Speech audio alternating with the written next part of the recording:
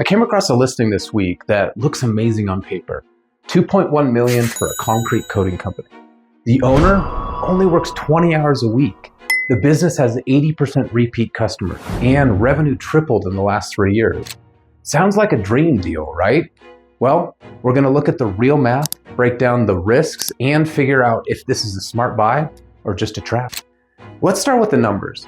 Here's the revenue over the last 3 years. We started at 656,000 and have a pro forma 2.15 million. Now, that's solid growth, more than 3x. But is it sustainable or is it just a couple of big jobs? So here's where things get a little bit tricky. They forecast $646,000 in profit, up from $517,000 the previous year. But that jump depends on an $8 to $9 million pipeline, of which the majority is one large project. If that doesn't land, the profit number collapses. Even if it hits, the bigger question is, can they replicate it, or was this just a one-off the seller was using to pump the deal? Let's talk valuation.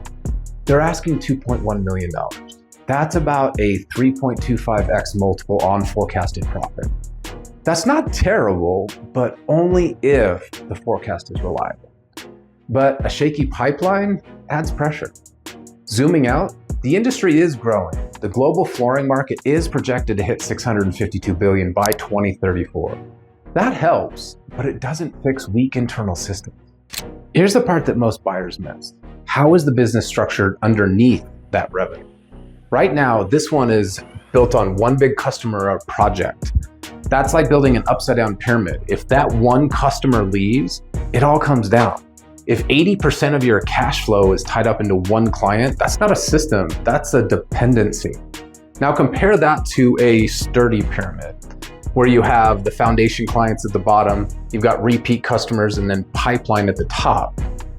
In this case, we don't know their customer concentration.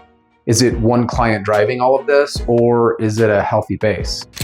So would I buy this business? The growth and margin are real, but the pipeline is shaky and the systems are thin. And that's probably too much weight on one deal. If you've got a sales team, a playbook, and you're looking for built-on growth, this could be the perfect fit. If you're expecting passive income and hoping for a deal just to hold up, I'd probably walk. This one's a maybe, but only for the right buyer. So, want to learn how to break down businesses like this? Comment help and I'll send you my business buyer's playbook.